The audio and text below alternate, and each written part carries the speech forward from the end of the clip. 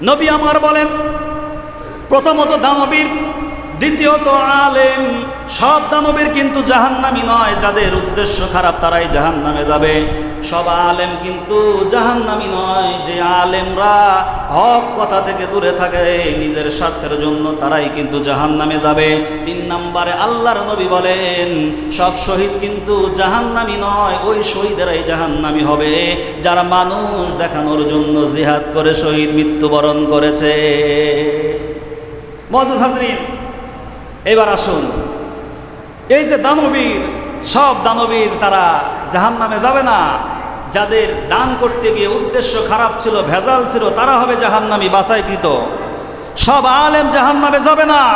যারা হক কথা বলেনি, তাদের নিজের স্বার্থ হাসিলের জন্য ওই আলেমরা জাহান্নামে যাবে। যারা হক কথা বলেছে, এদের সাথে আল্লাহর রহমত থাকবে, এরা জাহান্নামে যাবে না। ওই শহীদরা জান্নাতে যাবে যারা আল্লাহর জন্য জীবন দিয়েছে, আর ওই শহীদরা জাহান্নামে যাবে যারা মানুষ দেখানোর জন্য জীবন দিয়েছে। এই 3 শ্রেণীর মানুষদেরকে দিয়ে আল্লাহ সুবহানাহু ওয়া তাআলা জাহান্নামকে উদ্বোধন করবেন। সর্বপ্রথম এই 3 শ্রেণীর মানুষকে আল্লাহ তাআলা জাহান্নামে প্রেরণ করবে। এবার আসি, আমরা আমাদের বক্তব্যে আসি।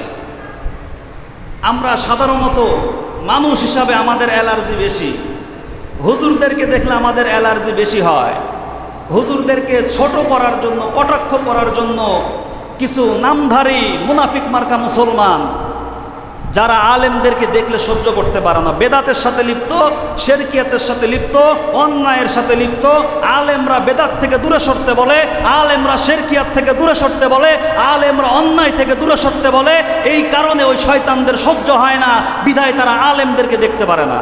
এরা আলেমদেরকে দেখলে খোটলায়, কি বলে যে এক শ্রেণীর আলেমকে দিয়ে আল্লাহ তাআলা জাহান্নাম আগে উদ্বোধন করবে। এ কথা বলে কিনা বলেন তো? হাদিস এতক্ষণ ধরে আপনাদেরকে যেগুলো শোনালাম, এখানে কি শুধু আলেমের কথা আছে না আরো 2টার কথা আছে? আরো 2টার কথা আছে। টোটালে 3 জন ব্যক্তির ব্যাপারে হাদিস। একজন দানবীর, একজন আলেম, 3 নম্বরে শহীদ। এই 3 জন ব্যক্তির ভুল সিদ্ধান্তের কারণে, ভুল উদ্দেশ্যের কারণে এই 3 শ্রেণীর মানুষকে দিয়ে আল্লাহ একসাথে জাহান্নাম উদ্বোধন করাবে। অথচ আমরা বলতে লাগলে শুধু আলেমদেরকে টার্গেট করে আলেমদের সম্মানহানি করার চেষ্টা করি, আলেমদেরকে আমরা আঘাত করি, আলেমদের সম্মানকে কমাইতে চাই, আলেমদেরকে নিচু করতে চাই, আলেমদেরকে আমরা হেয় প্রতিপন্ন করতে চাই। মনে রাখবেন, আল্লাহ রাব্বুল আলামিন স্পষ্ট বলেছেন, ইন্নাল্লাহা ইয়াখশাল্লাহা মিন ইবাদিহিল উলামা। জমিনের মধ্যে যদি কেউ আল্লাহকে ভয় করে, আলেমরা করে। জমিনের মধ্যে যদি কারো দাম, মান, সম্মান থাকে, আল্লাহর কাছে আলেমদের আছে।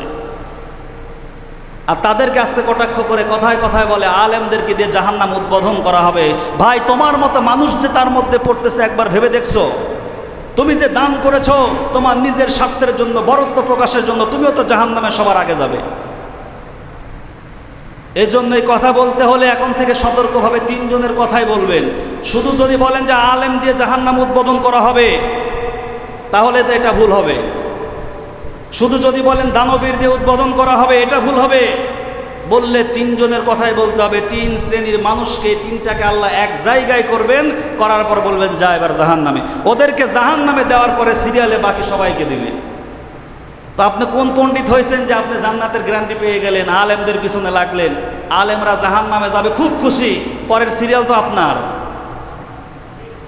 আলেমরা না হয় আগে গেল, তো আলেমদেরকে দিয়ে উদ্বোধন করার পরে যারা যাবে তাদের মধ্যে যে আপনি নাই, তার গ্যারান্টি কি?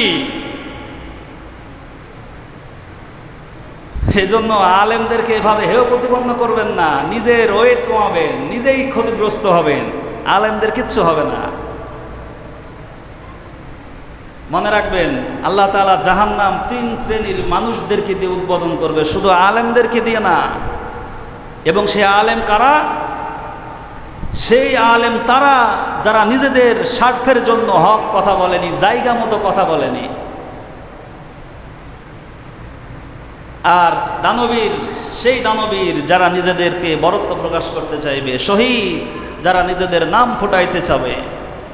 এই 3 শ্রেণীর মানুষকে দিয়ে আল্লাহ জাহান্নাম উদ্বোধন করাবেন। তাহলে মূল কথা, এতক্ষণের আলোচনার কথা থেকে আমি আবার আপনাদের কাছ থেকে জানতে চাচ্ছি, আপনারা বলেন তো, শুধু কি আলেমদেরকে দিয়ে জাহান্নাম উদ্বোধন হবে, নাকি সাথে টোটালে 3 প্রকার মানুষকে দিয়ে হবে? একটু কথা বলেন, কয় প্রকার? 3 প্রকার। তাহলে যদি বলতে হয় এখন থেকে এই কথাটাই বলবেন, শুধুমাত্র একজনকে টার্গেট করে বলবেন না। আর আরেকজনকে জাহান্নামী বলার আগে নিজের রাস্তা আগে ক্লিয়ার আছে কিনা দেখবেন।